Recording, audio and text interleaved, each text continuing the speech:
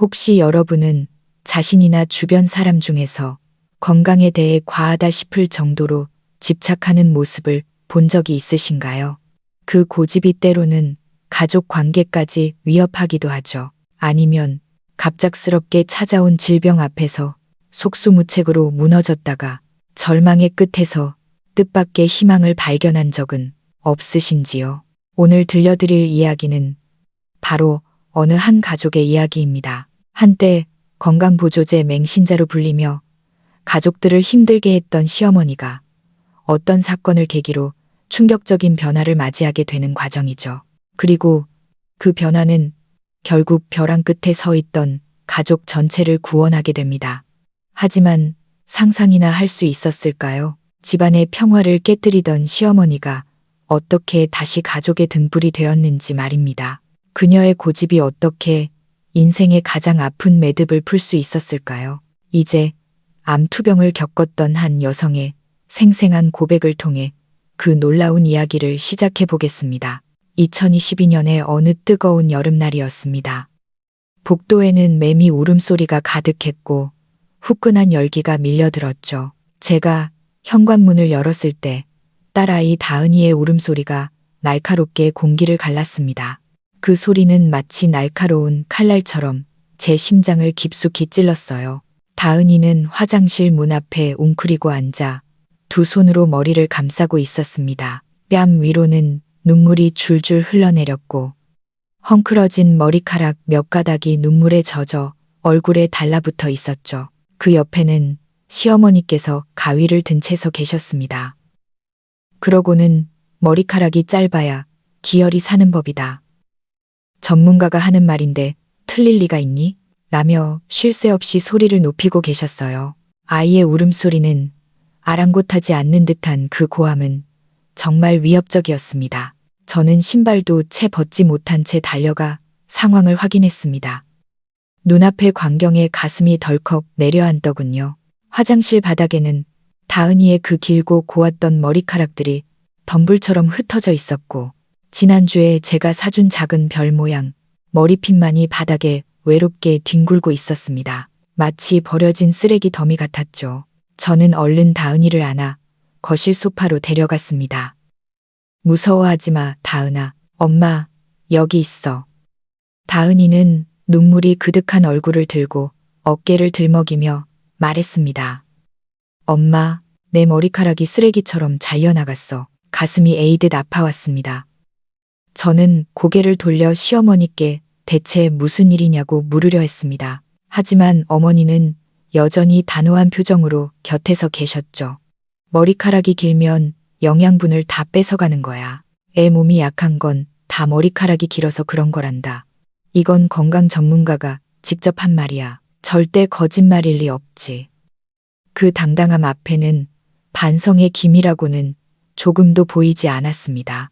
저는 화를 억누르며 깊은 한숨을 내쉬었습니다. 어머니, 대체 왜 다은이 머리를 자르신 거예요? 이게 대체 무슨 상황인가요? 어머니는 태연하게 대답하셨습니다. 오늘 아침에 다은이 등교시키고 건강 강연을 들으러 갔었단다. 전문가 말이 아이가 계속 머리를 길게 기르면 몸의 영양분이 머리카락으로 다 가서 몸이 허약해지고 병치레가 잦아진대. 너도 느끼지 않니? 다은이가 늘 잔병치레가 많았잖아. 그래서 내가 좀 짧게 잘라준 거야. 건강해지라고. 그 말을 듣는 순간 제 마음은 복잡해졌습니다. 평소 이성적이시던 시어머니께서 어쩌다 저런 근거 없는 말에 휘둘리게 되신 건지 믿기지 않았죠. 사실 다은이는 미숙아로 태어났습니다. 임신 중에 제가 임신 중독증을 앓는 바람에 매일 병원을 드나들었거든요. 태어날 때 몸집은 작았지만 검진 결과는 늘 정상이었고 의사 선생님도 시간이 지나면 튼튼해질 거라고 하셨습니다.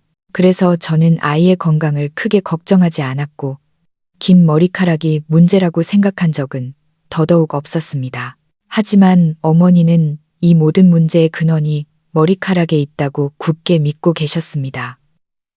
머리를 자르는 것이야말로 근본적인 치료법이라며 장담하셨죠. 어린 다은이가 그런 이론을 알 리가 있나요? 아이는 제 품에 안겨 엄마, 할머니가 왜 내 머리를 자른 거야? 너무 무서워. 라며 울부짖었습니다. 분노와 무력감이 동시에 밀려왔습니다. 어머니는 예전에 우리 삶의 사사건건 간섭하시는 분이 아니었습니다. 하지만 아버님께서 돌아가신 뒤로 마치 무언가에 홀린 듯 건강관리에 비정상적으로 집착하기 시작하셨죠. 단순히 건강보조제를 챙겨 드시는 수준을 넘어 이른바 건강 전문가라는 사람들의 강연을 쫓아다니는 것이 일상이 되었습니다. 어머니의 세상은 이제 건강과 양생에 관한 맹신으로 가득 찼고 성격은 점점 고집스럽고 극단적으로 변해갔습니다. 어머니의 이런 건강 미신은 더 이상 단순한 걱정이 아니라 삶의 전부가 되어버렸습니다. 그리고 그 행동은 소리 없이 우리 가족의 일상, 특히 손녀 다은이와의 관계를 망치고 있었죠. 어머니는 몸에 좋다는 소리만 들리면 과학적 근거가 있든 없든 무조건 시도하고 우리에게 강요했습니다. 집안은 엉망이 되었죠. 결혼 전 그 너그럽고 온화하시던 어머니는 온데간데 없고 집안 곳곳에 건강 신화를 전파하는 건강 여신만이 남았습니다. 어머니가 매번 기상천외한 건강 보물들을 들고 오거나 전문가에게 들었다는 비밀이라며 이야기를 늘어놓을 때마다 저는 인내심을 갖고 말려야 했습니다. 하지만 어머니에겐 소용이 없었죠. 어느 날은 침향 성분이 들었다는 고가의 건강보조제를 잔뜩 사와서는 우리에게도 강하게 권하셨습니다. 너희 다 잘 되라고 그러는 거다 라는 당당한 명분 앞에 우리는 그저 묵묵히 받아들일 수밖에 없었죠. 산지 직송이라 싸게 샀으니 얼마나 이득이냐며 자랑하시던 어머니. 하지만 정작 어머니가 쓰는 돈은 점점 늘어만 갔습니다. 집안은 어머니의 전리품들로 가득 찼지만 실질적인 건강 효과는 전혀 없었습니다. 남편도 참다 못해 제발 돈 낭비 좀 하지 마세요 라고 몇 번이나 경고했지만 어머니는 요지부동이었습니다. 마치 자신의 선택만이 유일한 정답인 것처럼 말이죠. 이런 작은 갈등들은 조금씩 쌓여 우리 집안의 불안의 불씨가 되었습니다. 퇴직 후 시작된 어머니의 건강 집착은 처음엔 칼슘제나 낙타유 같은 간단한 것들로 시작됐습니다. 가격이 그리 비싸지 않았지만 딱 봐도 이름 없는 제품들이었죠. 어머니, 이런 건 조심하셔야 해요. 인증도 안 된 제품일 수 있어요. 라고 권해도 어머니는 산지 직송이라 싼 거야. 내부 회원가로 준 거니까 안심해라. 라며 웃어넘기셨습니다. 하지만 쇼핑 목록은 점점 이상해졌습니다. 한 번은 노화를 되돌려준다는 자석 매트리스를 200만 원 가까이 주고 사오셨지만 효과는 전혀 없었죠. 그 다음엔 천산설련 맛이 난다는 건강 약탕기를 사오셨습니다. 그걸 마시면 무병장수하고 기력이 살아난다고 홍보했다더군요. 어머니는 그걸 보물처럼 꺼내 보여주셨습니다. 자, 봐라. 전문가가 추천한 귀한 물건이다. 마시기만 해도 몸의 기운이 펄펄 난단다. 그렇게 우리 거실은 정체 모를 건강 제품들로 채워졌습니다. 건강식품 광고가 박힌 플라스틱 대야, 금이 간 달걀, 색이 바랜 수건, 그리고 쓸모없는 자질구레한 물건들까지 마치 가치 없는 골동품 전시장 같았죠. 볼 때마다 한숨이 나왔지만 어른이 좋다는 마음으로 하시는 일이라 면전에서 뭐라 하기도 어려웠습니다. 한 번은 어머니가 밖에서 안마기를 하나 사오시더니 비밀스럽게 제게 건네셨습니다. 너 매일 컴퓨터 앞에 앉아 있으니 목이 안 좋지. 이 최첨단 안마기가 지켜란다. 목 디스크 잡는 데는 최고라니까 써봐. 받아보니 한눈에 봐도 조잡한 저가 제품이었습니다. 브랜드 로고도 없고 허술한 스티커만 붙어 있었죠. 저는 참지 못하고 말했습니다. 어머니, 이런 거 정말 소용없어요. 차라리 광장에서 체조하시는 게 훨씬 건강에 좋아요. 하지만 어머니는 들은 척도 안 하셨습니다. 요즘 젊은 애들은 왜 이리 말을 안 듣니? 이게 다 전문가들이 하는 소리야. 안마기만 잘 써도 병원 갈 일 없고 돈도 아끼고 기분도 좋아진다고 했다니까. 저희가 반박해도 어머니는 전문가 말이 틀릴 리 없다. 내가 속을 사람으로 보이니? 라며 오히려 당당하셨습니다. 그러면서 안마기로 목 디스크를 고쳐서 집안이 화목해졌다는 식의 근거 없는 사례들을 늘어놓으셨죠. 사실 어머니는 정식 검사 한 번 받지 않으셨으면서 모든 증상을 그저 건강관리의 핑계로 삼으셨던 겁니다. 저희가 아무리 말려도 어머니의 집착은 깊어만 갔습니다. 이런 과도한 맹신은 우리 모두의 삶을 갉아먹기 시작했죠. 어머니는 겉만 번지르르한 물건들을 믿고 사들였고 저희는 더 이상 말릴 기운도 없어 그저 더 큰 사고만 치지 않기를 바랄 뿐이었습니다. 남편과 몇 번이나 의논해봤지만 최근 어머니의 변화는 정말 심각했습니다. 건강에 대한 신념은 신앙에 가까워졌고 실제의 효과보다는 고가 혹은 전문가 추천이라는 말에만 매달리셨죠. 저게 정말 도움이 되는 걸까? 아니면 이름만 번지르르한 사기일까? 걱정은 끊이지 않았습니다. 어느 날은 시골에서 자연산 천마라며 귀한 걸 구해왔다고 기세등등하게 나타나셨습니다. 100만 원 가까운 돈을 쓰셨다더군요. 그걸 다린다고 정성스레 토종닭까지 사와서 탕을 끓이셨는데 정작 완성된 탕에서는 도저히 입에 댈 수 없을 정도로 시큼한 냄새가 났습니다. 아무도 먹지 못하고 결국 버려야 했죠. 남편이 화가 나서 어머니 이거 가짜예요. 천마에서 어떻게 이런 신맛이 나요? 당장 환불해 오세요. 라고 소리쳤습니다. 하지만 어머니는 전혀 개의치 않으셨습니다. 전문가가 그러는데 자연산 천마는 원래 이런 특징이 있는 거란다. 너희가 뭘 몰라서 그래. 어머니는 환불은커녕 그 천마 보따리를 보물단지 모시듯 방에 숨겨두셨습니다. 저희가 버릴까봐 겁이 나셨던 거죠. 그런 고집불통인 모습에 속이 터졌지만 강제로 뺏을 수도 없었습니다. 저희가 한마디만 하면 다 너희 건강 생각해서 그러는 건데 왜 내 맘을 몰라주니? 라며 서운해하시니 대꾸할 말이 없었습니다. 상황은 점점 더 나빠졌습니다. 어머니의 건강 미신은 눈덩이처럼 불어났고 집안의 갈등은 극에 달했습니다. 특히 어머니와 아들인 제 남편 사이의 관계가 매우 험악해졌죠. 처음엔 소소한 마찰이었지만 어머니의 집착이 심해질수록 가족 간의 분위기는 차갑게 식어갔습니다. 남편과 저는 늘 어머니를 설득하다가 결국 포기하고 마는 무력한 상태였습니다. 그러던 어느 날 어머니가 이번에는 최첨단 정수기를 사오셨습니다. 물속 유해 물질을 다 걸러내고 미네랄을 자동으로 생성해주는 기적의 정수기라며 100만 원을 넘게 들여 주방에 설치하셨죠. 이 물만 마시면 만병통치라며 장담하셨지만 막상 물을 마셔보니 끝맛이 쓰고 비릿한 쇳물 냄새가 났습니다. 온 가족이 찝찝해서 마실 수가 없었죠. 남편이 폭발했습니다. 어머니, 이건 사기예요.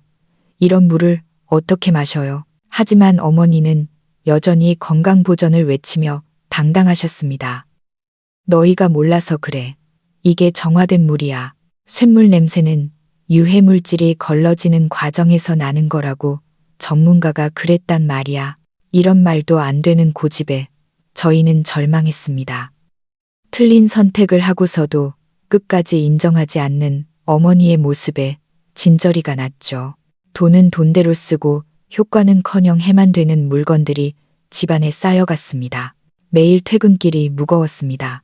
집안 공기는 늘 압박감이 감돌았고 서로 이해받지 못한다는 생각에 숨이 막혔죠. 남편과 저는 몰래 어머니를 따로 모셔야 하는 게 아닐까 하는 고민까지 하게 되었습니다. 결정적인 사건은 그 건강차였습니다. 어머니는 치커리차가 화기를 내리고 몸을 맑게 해준다며 저희 부부와 다은이에게 강제로 마시게 했습니다. 저는 정중히 거절했죠. 어머니, 제 체질엔 안 맞을 것 같아요. 차라리 병원 가서 검진을 받는 게 낫겠어요. 하지만 어머니는 요지부동이었습니다. 안 마시면 안 된다. 이건 전문가가 강력 추천한 거야. 얼른 마셔. 눈을 부릅뜨고 다그치시는 통에 어쩔 수 없이 마셨습니다. 그런데 다음 날 남편이 심한 복통과 설사로 탈진해 쓰러졌습니다. 급히 응급실로 실려갔고 의사 선생님은 식중독 증세가 심각하다고 하셨습니다. 하늘이 무너지는 것 같았습니다. 남편의 보온병 안에는 어머니가 넣어둔 치커리 차 찌꺼기가 남아 있었죠. 제가 어머니께 따져 물었습니다. 어머니, 대체 이게 뭐예요? 어머니는 우물쭈물하시다가 겨우 치커리차, 화기를 내리는 약인데 라고 작게 속삭이셨습니다. 제가 인터넷을 찾아보니 치커리차는 찬성질이 강해 남편처럼 위장이 약한 사람에겐 독이 될 수 있다는 내용이 가득했습니다. 어머니도 그제야 고개를 떨구셨습니다. 얼굴엔 후회가 가득했죠. 하지만 그러면서도 내 남편 위장이 너무 약해서 적응을 못한 거야. 라며 끝까지 자기 합리화를 놓지 않으셨습니다. 이 사건으로 남편의 건강은 물론 어머니와의 신뢰도 완전히 깨졌습니다. 어머니는 미안해하면서도 자신의 선의를 이해해 주지 않는 저희를 원망 섞인 눈으로 바라보셨죠. 가정이 엉망진창이 된 걸 느끼며 어머니의 마음도 무거워졌을 겁니다. 저는 깨달았습니다. 어머니는 이제 냉정하게 판단할 능력을 잃으셨다는 걸요. 모든 일에 건강을 우선시하느라 정작 가족의 진짜 필요는 무시하고 계셨습니다. 결국 남편은 강수를 두었습니다. 더는 안 되겠어. 어머니를 위해서라는 명분으로 집안을 이렇게 망치게 둘 순 없어. 어머니를 본가로 돌아가시게 하자. 우리랑은 너무 안 맞아. 저도 한참을 침묵했습니다. 마음이 흔들렸죠.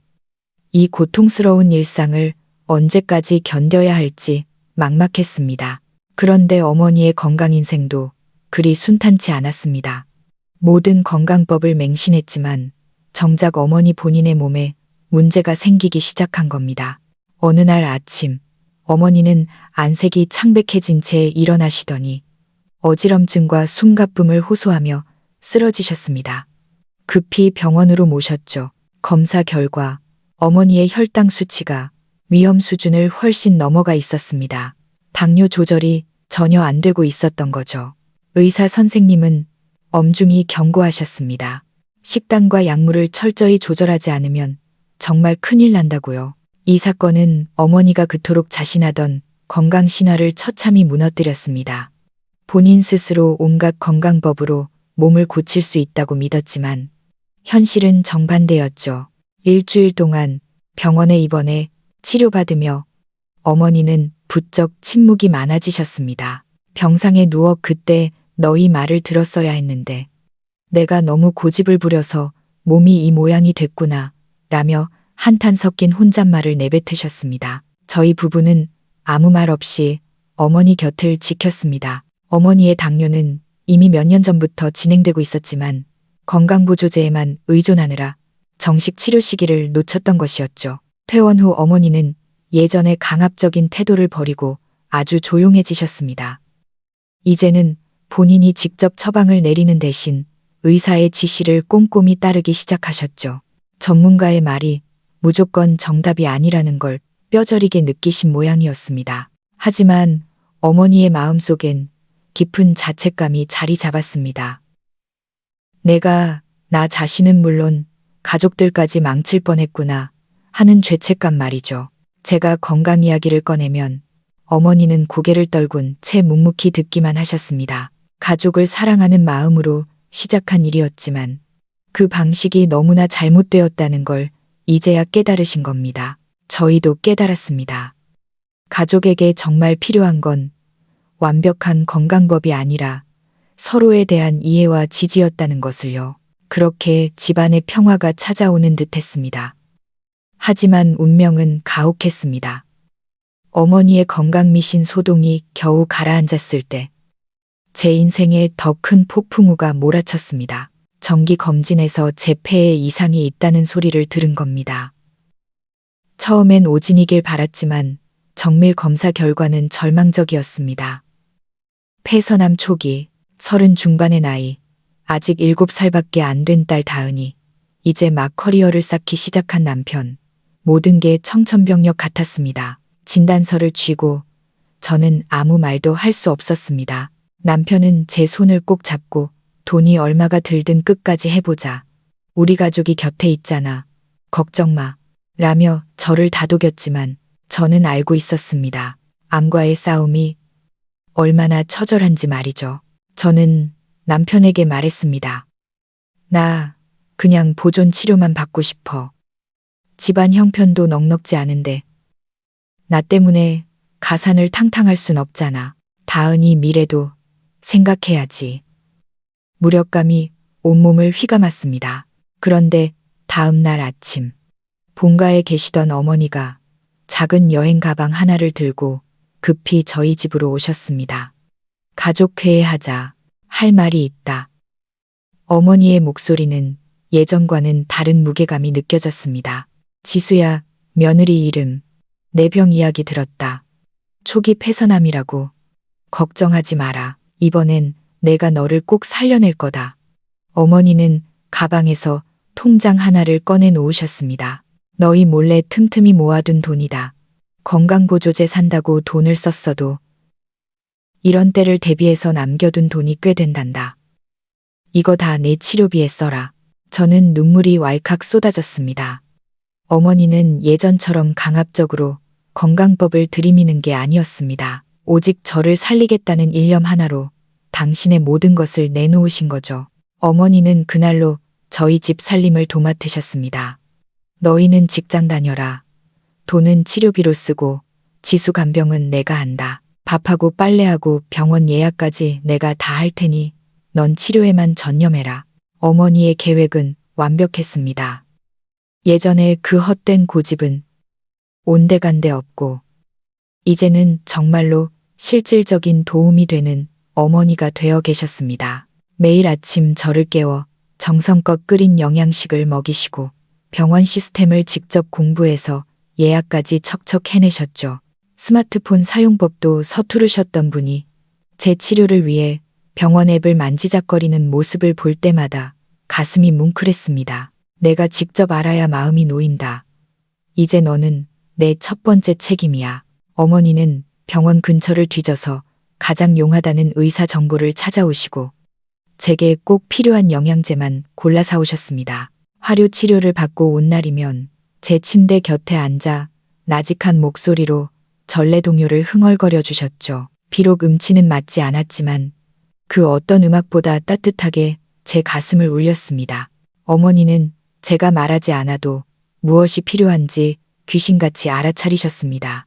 그 고집스럽던 책임감이 이제는 저를 지탱하는 가장 큰 힘이 되었습니다. 저는 깨달았습니다. 어머니가 예전에 그토록 건강에 집착했던 것도 사실은 가족을 잃고 싶지 않았던 그 절실한 사랑에 비뚤어진 표현이었다는 것을요.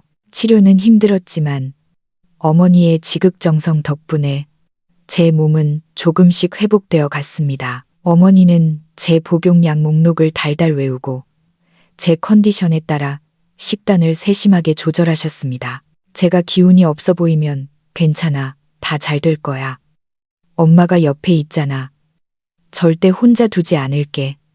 라며 제 어깨를 다독여 주셨죠. 어머니의 변화는 기적 같았습니다. 맹목적인 신화에 매달리던 노인은 사라지고 과학적이고 헌신적인 진짜 엄마가 돌아오신 겁니다. 남편도 그런 어머니를 보며 마음의 문을 열었습니다. 퇴근 후엔 집안일을 돕고 어머니와 도란도란 이야기를 나누며 예전의 화목함을 되찾았죠. 3개월 뒤 정기 검진 날이었습니다. 의사 선생님의 표정이 환해졌습니다. 경과가 아주 좋습니다. 암세포가 눈에 띄게 줄어들었고 치료 효과가 이상적입니다. 그 소리를 듣는 순간 어머니는 아이처럼 활짝 웃으셨습니다. 마치 본인 가슴속의 응어리가 다 풀린 듯한 미소였죠. 지수야, 이제야 알겠다. 진짜 건강은 비싼 약을 먹는 게 아니라 우리 식구들 다 같이 웃으면서 밥 먹고 행복하게 지내는 거란다. 그날 밤 어머니는 조용히 제 손에 정성스럽게 닦은 나무 염주 하나를 쥐어주셨습니다. 걱정 마라. 넌 꼭 완치될 거야. 내가 끝까지 지켜줄게. 그건 단순한 염주가 아니라 어머니의 무언의 약속이자 깊은 사랑이었습니다. 이제 저희 집에는 더 이상 정체 모를 건강보조제나 가짜 안마기가 없습니다. 대신 서로를 향한 따뜻한 눈길과 이해가 가득하죠. 어머니는 여전히 건강에 관심이 많으시지만 이제는 우리에게 강요하지 않으십니다. 대신 오늘 기분은 어떠니? 밥은 맛있게 먹었니? 라며 우리의 마음을 먼저 살피십니다. 이 병은 제 인생의 가장 큰 시련이었지만 동시에 우리 가족에게 가장 큰 선물이 되었습니다.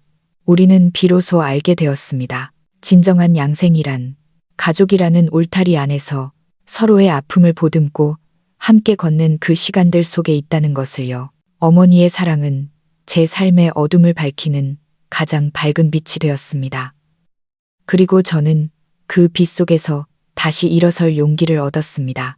여러분의 가정도 서로에 대한 깊은 사랑과 이해로 그 어떤 병마보다 강한 에너지를 채워가시길 바랍니다. 저희 가족의 이야기를 끝까지 들어주셔서 감사합니다. 혹시 여러분도 가족과의 갈등으로 힘든 시간을 보내고 계신가요? 하지만 기억하세요. 그 고집 뒤에 숨겨진 진심을 마주할 때 기적은 시작될 수 있습니다. 여러분의 생각은 어떠신가요? 댓글로 여러분의 소중한 경험을 나누어 주세요. 여러분의 이야기가 또 다른 누군가에게 큰 힘이 될 수 있습니다. 이 이야기가 마음이 닿았다면 구독과 공유도 잊지 말아주세요. 더 따뜻하고 깊이 있는 이야기로 다시 찾아뵙겠습니다. 감사합니다.